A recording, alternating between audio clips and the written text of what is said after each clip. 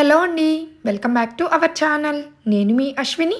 ఈరోజు మన వీడియో వచ్చేసి ఎలాంటి పప్పులు, బియ్యం నానబెట్టే పని లేకుండా ఈజీగా అప్పటికప్పుడు ఇలా స్పాంజ్ దోసలు ఎలా చేసుకోవాలో చూపిస్తాను. చాలా బాగుంటాయి. హెల్తీగా కూడా చేసుకోవచ్చు. తప్పకుండా మీరు కూడా ఇలా ఈ స్పాంజ్ దోసల్ని ట్రై చేసి చూడండి. ఇంట్లో సమయానికి టిఫిన్ పిండి ఏమీ లేనప్పుడు ఇలా ఈ స్పాంజ్ దోసల్ని వేశారంటే ఇంట్లో వాళ్ళందరూ చాలా ఇష్టంగా తింటారు. ముందుగా అయితే ఈ స్పాంజ్ దోసల కోసం ఒక మిక్సింగ్ బౌల్ తీసుకొని అందులో ఒక ముప్పావు కప్పు అటుకులు తీసుకుంటున్నాను. అరకప్పు నుండి ముప్పావు కప్పు దాకా తీసుకోవచ్చు. అంతకంటే ఎక్కువ మాత్రం తీసుకోకండి.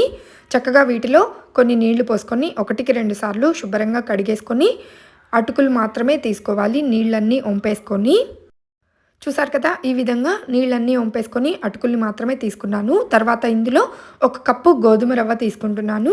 దీన్నే సూజీ రవ్వ అని కూడా అంటారు, ఎర్ర గోధుమ రవ్వ అని కూడా అంటారు. ఈ రవ్వని 1 కప్పు తీసుకోండి. తర్వాత ఇందులో 1 కప్పు పెరుగు కూడా వేసుకోండి, లేదా మజ్జిగ అయినా తీసుకోవచ్చు. మీరు 2 కప్పుల మజ్జిగ తీసుకున్నారంటే సరిపోతుంది 1 కప్పు పెరుగు బదులు. చక్కగా ఈ పెరుగంతా రవ్వ అటుకుల్లో బాగా కలిసేంత వరకు కలుపుకోండి. ఇలా పెరుగంతా కలిసిన తర్వాత మరొక 1/2 కప్ వాటర్ వేస్తున్నాను.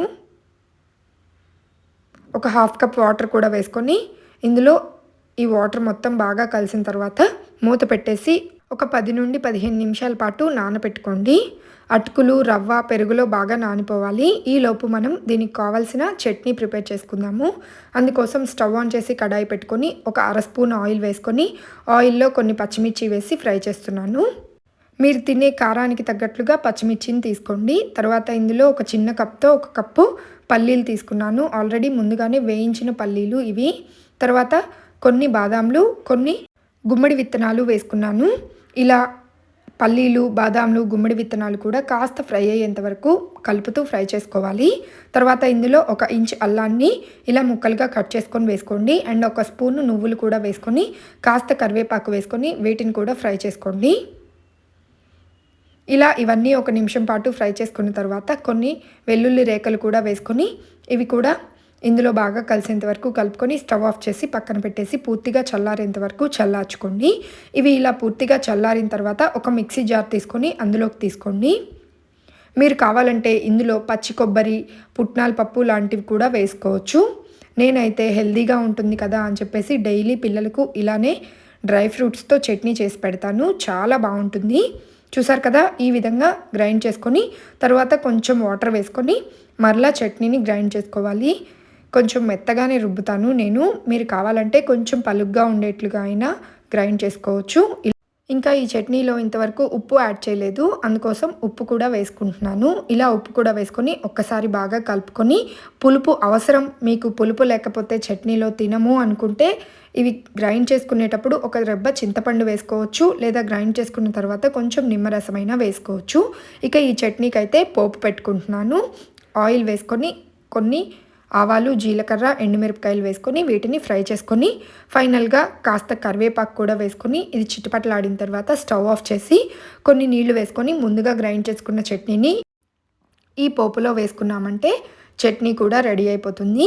ఈ డ్రై ఫ్రూట్ చట్నీ చాలా అంటే చాలా బాగుంటుంది.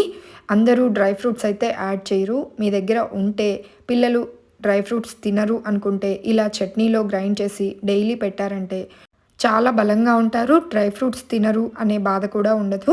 చూసారు కదా, చట్నీ అయితే కలర్ఫుల్గా రెడీ అయిపోయింది. ఇక ఈ చట్నీ మనం దోశలతో అయినా, ఇడ్లీతో అయినా, పునుగులు, గారె లాంటి వాటితో ఏ టిఫిన్లోకైనా సరే చాలా అంటే చాలా బాగుంటుంది. తప్పకుండా ట్రై చేయండి. ఇక ముందుగా నానబెట్టుకున్న అటుకులు, రవ్వని చూద్దాము. పెరుగులో నానబెట్టుకున్నాం కదా, చక్కగా నానిపోయింది. చూసారు కదా, నానిపోయి అంతా దగ్గరగా వచ్చేసింది. ఇప్పుడు ఈ నానిన అటుకులు, రవ్వని ఒక మిక్సీ జార్ తీసుకొని అందులోకి తీసుకుందాము. ఇలా మొత్తం నానబెట్టుకున్న అటుకులు, రవ్వ మిక్చర్ మొత్తాన్ని ఇందులోకి తీసుకొని తగినన్ని నీళ్లు వేసుకుంటూ పిండిని మెత్తగా రుబ్బుకోవాలి. దోశ పిండి కనుక ఎలా రుబ్బుకుంటామో అలా రుబ్బుకోవాలి.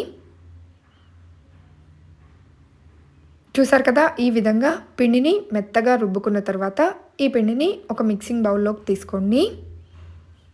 పిండి కన్సిస్టెన్సీ అయితే మరీ థిక్గా ఉండకూడదు, అలా అని మరీ పల్చగా ఉండకూడదు. ఇలా మీడియంగా ఉంటే సరిపోతుంది. ఈ పిండి మొత్తాన్ని ఒక మిక్సింగ్ బౌల్లోకి తీసుకొని రుచికి తగ్గట్లుగా ఉప్పు వేసుకొని పిండిలో ఉప్పు బాగా కలిసేంత వరకు కలుపుకొని వేడివేడి దోశలు వేసుకున్నారంటే నార్మల్ దోశల్లాగా చాలా అంటే చాలా టేస్టీగా ఉంటాయి. లేదు మాకు సెట్ దోశల్లాగా కావాలి అనుకుంటే ఇందులో కాస్త ఈనో పౌడర్ కానీ లేదా వంట సోడా కానీ వేసుకొని ఒక్కసారి పిండిని బాగా కలుపుకొని సెట్ దోశలు వేసుకున్నారంటే ప్లఫీగా పొంగుతూ చాలా సాఫ్ట్గా సెట్ దోశలు రెడీ అయిపోతాయి. నార్మల్ దోశలకైతే ఈనో పౌడర్ కానీ వంట సోడా కానీ యాడ్ చేయ అవసరం లేదు. ఇలా సెట్ దోశలకి మాత్రం ఈనో కానీ వంట సోడా కానీ యాడ్ చేసుకోండి. నెక్స్ట్ ఇక ఈ పిండితో సెట్ దోశలు వేస్తున్నాను. కావాలంటే నార్మల్ దోశ అయినా వేసుకోవచ్చు. నేనైతే సెట్ దోశ వేసుకున్నాను.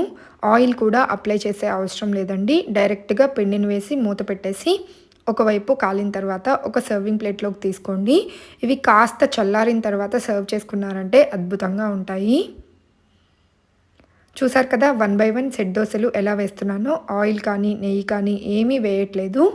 డైరెక్ట్గా పిండిని వేసుకొని ఒకవైపు కాల్చుకొని ఒక ప్లేట్లోకి తీసుకోవాలి. రెండో వైపుకి టర్న్ చేసుకునే అవసరం లేదు. మీరు కావాలంటే రెండో వైపుకి కూడా టర్న్ చేసుకోండి. నేనైతే డైరెక్ట్గా ఒకవైపు కాల్చుకొని ఒక ప్లేట్లోకి తీసుకుంటున్నాను. ప్రతి ఒక్క దోశ కూడా చాలా సాఫ్ట్గా టేస్టీగా ఉంటుంది. ఇలా 1 బై 1 దోశలను అయితే వేసుకొని ముందుగా రెడీ చేసుకున్న చట్నీతో సర్వ్ చేసుకున్నాను. చూస్తుంటేనే కలర్ఫుల్గా నోట్లో నీళ్లు ఊరిపోతున్నాయి కదా. ఇంట్లో టిఫిన్ పిండి ఏమీ లేనప్పుడు అప్పటికప్పుడు ఇలా ఈ సెట్ దోశల్ని ట్రై చేయొచ్చు. ఇందులో వాడిన ఇంగ్రీడియంట్స్ ప్రతి ఒక్కటి కూడా హెల్త్కి చాలా మంచిది. తప్పకుండా ట్రై చేయండి. అండ్ గోధుమ రవ్వ బదులు బొంబాయి రవ్వ అయినా తీసుకోవచ్చు ఈ దోశలు వేసేటప్పుడు. నేనైతే ఈరోజు ఈ గోధుమ రవ్వ సెట్ దోశలు ఇంకా డ్రై ఫ్రూట్ చట్నీతో ఎంజాయ్ చేస్తున్నాను. మీరు కూడా ట్రై చేసి ఎలా వచ్చాయో కామెంట్స్లో తెలియచేయండి. ఈ దోశలు చట్నీ మీకు నచ్చితే లైక్ చేసి షేర్ చేయండి. Thank you for watching friends. Bye.